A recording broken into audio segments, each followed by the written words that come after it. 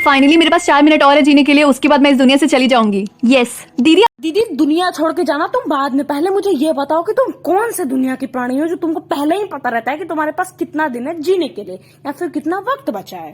गाली भैया मेरा मुंह गाली 4 मिनट है बस लौंडे के बाद जीने के लिए, शक्ल पे खुशी देखो।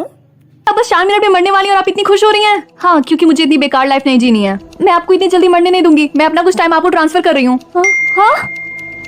अरे यार भग गधे हैं सारे के सारे, मुझे देखना ही नहीं है, खेलना ही नहीं है, रहने दो तुम लोग। बस एक काम करना, लाइक कर देना और सब्सक्राइब कर देना। Bye bye.